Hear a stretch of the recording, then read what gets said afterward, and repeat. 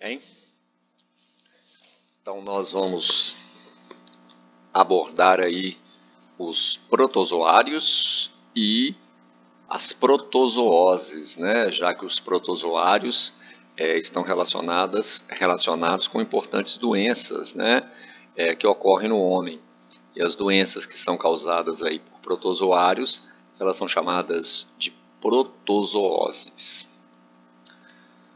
Os protozoários, juntamente com as algas, são representantes do reino protista. Então, o reino protista ele tem como representante os protozoários e as algas. Com relação aos protozoários, eles apresentam algumas características, Antes da gente passar aqui para essas protozooses, vamos discutir aqui algumas características importantes dos protozoários. Protozoários são unicelulares. Então, tenta enxergar isso, uma única célula realizando a função de um ser vivo. Então, é uma célula aí que podemos até falar que tem um alto grau de complexidade, uma célula eucariota realizando todas as funções de um ser vivo. E o protozoário, gente, ele é um ser vivo, óbvio, Além de ser unicelulares, os protozoários são heterotróficos. Eles buscam matéria orgânica no meio onde vivem. Atentos a isso, porque protozoário não vai fazer fotossíntese. Apesar de algas constarem também como representantes desse reino protista, as algas vão realizar a fotossíntese, Mas os protozoários não, eles são heterotróficos. Reserva energética deles é representada pelo glicogênio. Protozoário também tem reservas energéticas. Os seres vivos, de um modo geral, têm reservas energéticas. E no caso do protozoário, a sua reserva energética é representada pelo glicogênio. Notamos na célula, no protozoário, a ausência de parede celular. Não vamos encontrar parede celular nos protozoários. A exemplo da grande maioria das algas que apresentam parede celular, protozoários não têm parede celular. E os protozoários apresentam estruturas de locomoção. Existem protozoários que apresentam flagelos. Esses flagelos são importantes na locomoção, mas eles também são importantes na captura de alimentos. Sendo um heterotrófico, ele tem que buscar matéria orgânica no meio. Então, entre aspas, ele vai buscar alimento no meio. E os flagelos, além de auxiliarem na locomoção, eles são importantes, sim, na captura de alimentos. Alguns protozoários apresentam cílios. Lembre-se que os cílios são menores que o flagelo, mas em compensação eles são mais numerosos. Isso também vai auxiliar na movimentação do protozoário e ao mesmo tempo que também ajuda na captura de alimentos. E existem protozoários que têm aí os pseudópodes, Aquelas estruturas que ajudam o protozoário a realizar ali aquela fagocitose, aquela captura de alimentos, aquele processo do englobamento de partículas de alimento, mas que também auxilia ali na locomoção do protozoário. E existem protozoários também que não apresentam nenhuma estrutura de locomoção. Então, a partir do momento que eles não apresentam nenhuma estrutura de locomoção, esses protozoários acabam tendo, então, um comportamento parasitário. Então, perceba o que eu falei. Protozoários podem se movimentar através de flagelos, cílios e pseudópodes. E existem protozoários que não apresentam nenhuma estrutura de locomoção. Esses protozoários aí, especificamente, que não apresentam estruturas de locomoção, esses protozoários eles têm esse comportamento, então, parasitário. Eles são parasitas, apesar de existir, né, protozoários com flagelos que são parasitas, com cílios que emitem os pseudópodes, mas falamos especificamente desses aí por enquanto. E os protozoários, eles podem ser de vida livre, eles podem ser parasitas ou ainda comensais. Quando eu penso num protozoário que tem um comportamento parasita, se ele é um parasita, ele vai depender de um hospedeiro, né? Todo parasita ele tem um hospedeiro e ele utiliza aí recursos desse hospedeiro. Um comensal, um protozoário comensal, ele também, entre aspas ali, vamos dizer que ele tem um hospedeiro. Tá? Ele utiliza ali algum recurso, mas a gente sabe que se ele tem esse comportamento comensal, ele não causa nenhum prejuízo para esse hospedeiro, diferente do parasita que causa o prejuízo. Um protozoário comensal, por exemplo, na nossa boca existe aí a Entamoeba gengivalis, uma ameba que pode estar presente na nossa boca, alimentando-se ali de restos de alimento, sem causar qualquer tipo de prejuízo para a gente.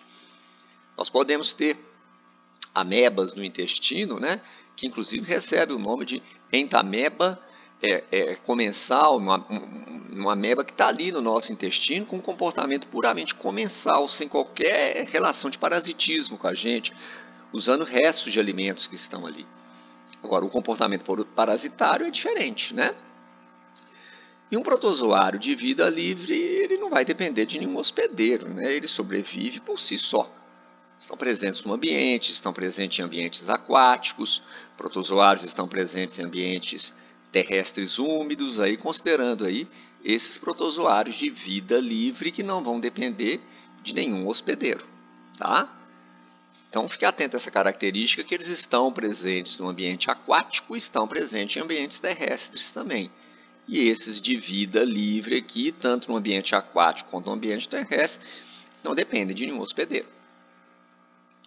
E para o nosso estudo aqui das protozooses, que vamos começar daqui a pouquinho, é importante que a gente fique atento aqui, ó, a essas formas aqui, ó, a morfologia desses protozoários. Por quê? Protozoários podem ser encontrados nessa forma aqui, ó, chamada de trofozoito.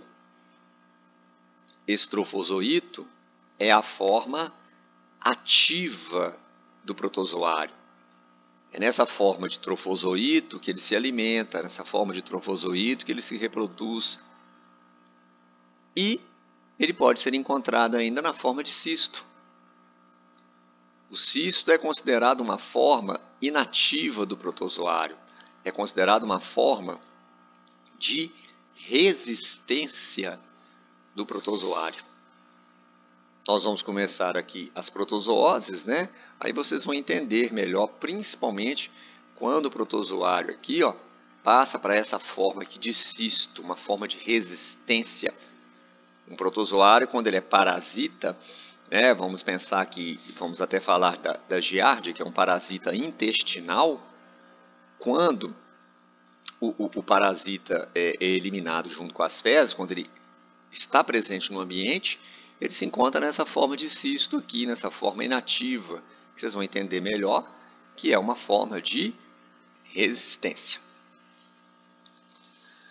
Então, nós vamos começar aqui falando das protozooses, né, que são as doenças causadas por protozoários. E uma primeira que nós vamos abordar aqui é a giardíase. Alguns autores também usam o termo giardiose, né? Mas o termo mais usual aí é esse termo aqui, ó, giardíase, esqueci do acento aí. Fiquem bem atentos nas informações que nós vamos começar a colocar aqui agora. É muito comum um aluno, às vezes, confundir esse negócio aqui, ó, do chamado agente etiológico. Então, no caso da giardíase, existe um agente etiológico.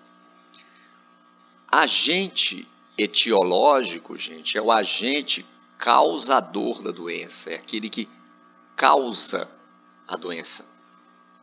E no caso da giardíase, o agente etiológico, o agente causador, é um protozoário flagelado, que se movimenta através de flagelos, chamado de Giardia lamblia.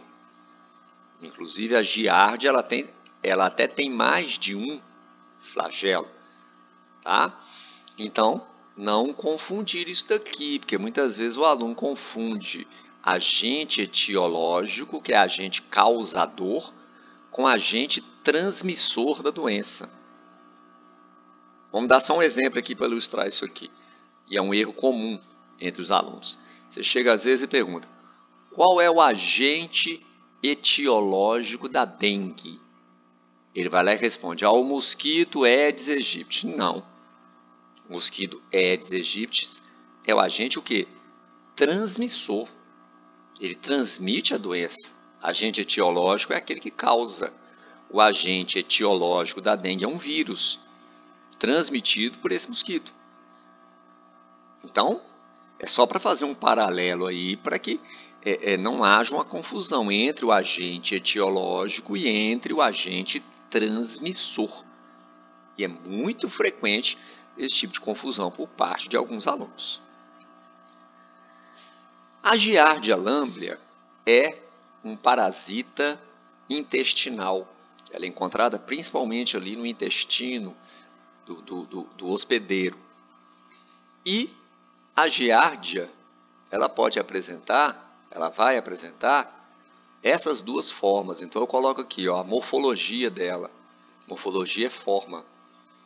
Então ela pode ser encontrada e vai ser encontrada na forma de trofozoito, que, como eu disse, é a forma ativa do parasita. É a prova que é a fase, a forma que ele está ali no intestino do hospedeiro, utilizando os recursos desse hospedeiro, prejudicando esse hospedeiro, já que o comportamento dela é um comportamento parasitário. E a giardia pode passar dessa forma de trofozoito para a forma de cisto. A gente fala que ocorre um encistamento da giardia. E esse cisto aqui, então ele é uma forma de resistência, uma forma inativa. Por quê? Um indivíduo com giardíase, que tem ali vamos dizer assim, uma população de giardias no seu intestino, mais cedo ou mais tarde, ele acaba eliminando o parasita juntamente com as fezes. E aí que você vai entender melhor agora essa forma de resistência. Então, como ele acaba eliminando parasitas ali juntamente com as fezes, nós vamos encontrar nas fezes do indivíduo a giardia na forma de trofozoito e vamos encontrá-la também na forma de cisto. Só que nessa forma de trofozoito aqui, ela não consegue sobreviver por muito tempo fora do hospedeiro. Não consegue. Mas na forma de cisto, ela consegue se manter no ambiente. Se esse ambiente tiver uma certa umidade, consegue se manter na água por vários meses. Por quê? Porque é a forma de resistência. Evolutivamente, isso é importante para o protozoário, ter essa forma de resistência. Ela consegue se manter no ambiente, fora do hospedeiro, no solo, desde que esse solo tenha matéria orgânica, umidade na água, por vários meses. O trofozoito não, ele é ativo, ele depende do hospedeiro. Pouco tempo depois, fora do hospedeiro, presente ali nas fezes, ele acaba então morrendo. Logo, a forma de contágio da giardíase se dá através da ingestão desses cistos. Ou seja, uma forma que a gente chama de oral fecal. Por quê? Porque o indivíduo vai eliminar os cistos e os trofozoitos juntamente com as fezes, os trofozoítos não conseguem se manter por muito tempo, mas o cisto, se a condição for favorável, ele consegue se manter por vários meses. Então, a forma de contágio se dá através da ingestão de cistos. Daí o termo oral fecal, e dá para entender por que oral fecal, porque o cisto foi eliminado junto com as fezes. E ele foi ingerido, possivelmente junto com o quê? Com alimentos, possivelmente junto com quem? Com água. Então, a ingestão de cistos em alimentos, água. É por isso que eu defendo verduras, frutas, é importante que sejam bem lavadas com água corrente. Lavar bastante as frutas e verduras. Né? Essa é uma medida de prevenção para essas protozooses aqui, cuja forma de contágio é essa daqui, ó, oral fecal, a ingestão de cistos. Então é importante lavar isso daqui. E uma coisa que chama atenção é que esse cisto aqui, ó, ele costuma resistir um pouco à cloração. Ele resiste à cloração. O que é a cloração? Ao cloro presente na água. Então, é muito comum o ato de se colocar verduras, né, de molho em água com cloro, em hipoclorito. Uma solução de hipoclorito, que é a famosa água sanitária. Mas existem os preparados especiais para colocar verdura de molho. Isso é muito bom para eliminar bactérias, é muito bom para eliminar vírus que estão presentes ali nas verduras. Agora, para o cisto pode ser que não tenha muita eficácia, porque ele resiste melhor a essa cloração, a essa presença do cloro. Então, nesse caso, a eficácia é lavar bem o alimento.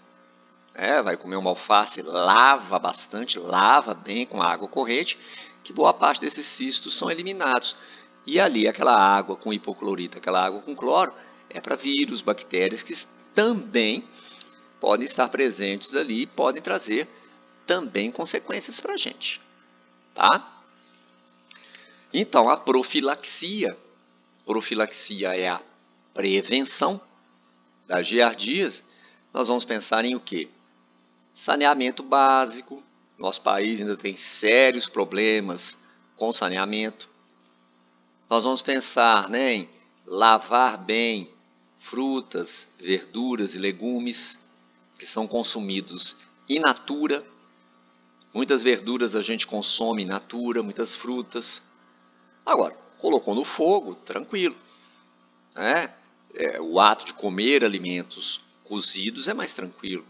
Quando se come em locais que a gente não conhece, nos famosos self-service e outros tipos de ambientes, é sempre bom optar pelos alimentos cozidos, né? A gente não sabe qual foi o procedimento aí que eles adotaram para lavar essas verduras e essas frutas, né? E sempre o consumo da água filtrada. Importante a água filtrada, até porque eu falei que o cisto pode resistir à cloração. Apesar da água da Copasa receber todo um tratamento perfeito, mas pode ser que apresente. É pouco provável, mas pode ser que apresente. Por quê? Porque aquilo que eu falei, que o cisto resiste à cloração. E no caso da giardíase, o indivíduo com giardíase, só esqueci de fazer esse pequeno comentário, ele apresenta sintomas, né? A doença dá sintomas, né? Costuma sentir dores abdominais, costuma desenvolver anemia. A giardia tem um apetite, vamos pensar assim, muito grande, né, por vitaminas do complexo B. E deficiência de vitaminas desse complexo B pode causar anemia. Ele tem um tipo de diarreia, no caso da giardíase, que é uma diarreia chamada de diarreia explosiva. Não é o que vocês estão pensando, não. Essa diarreia explosiva é aquela diarreia que do nada, você está bem, não aconteceu nada com você, do nada vem aquela vontade incontrolável de ir ao banheiro. E você vai ter que achar um banheiro ali. Né? E aí vem a crise de diarreia. E do mesmo jeito que essa crise vem, ela vai embora. Aí você fica preocupado, nossa, me deu uma diarreia, o que será que aconteceu? Aí ela some. Passa algumas semanas, volta essa nova crise de diarreia explosiva. Às vezes fora de casa, que é mais complicado. E aí essas crises começam a ocorrer em intervalos mais curtos. E muitas vezes quando vai ao médico e relata isso para o médico, né, eu estou tendo umas diarreias aí do mesmo jeito que ela vem embora, o médico já começa a suspeitar da possibilidade de ser a giartíase. E uma coisa interessante é que cada vez que você tem essa crise de diarreia, essa diarreia explosiva, o indivíduo chega a eliminar 2 bilhões de cistos. Numa única crise de diarreia ali são eliminados algo em torno de 2 bilhões de cistos. E é no momento que ele tem essas crises de diarreia que a eliminação desses cistos é maior. No dia a dia, com o funcionamento normal do intestino, elimina-se uma quantidade muito pequena e às vezes nem elimina cistos. Mas quando vem essa crise de diarreia, é uma quantidade gigantesca de cistos. Vão parar numa rede de esgoto, essa rede de esgoto pode desaguar num rio, sem qualquer tipo de tratamento, usa a água desse rio para irrigar uma plantação de alface e essa alface chega até a sua mesa, mal lavada, sem um procedimento adequado de higiene, e aí você está ingerindo o cisto que um dia esteve presente no intestino de alguém. Daí a forma oral fecal. Tranquilo? Vamos dando sequência aí nas protozooses. Numa próxima videoaula abordaremos mais algumas com vocês.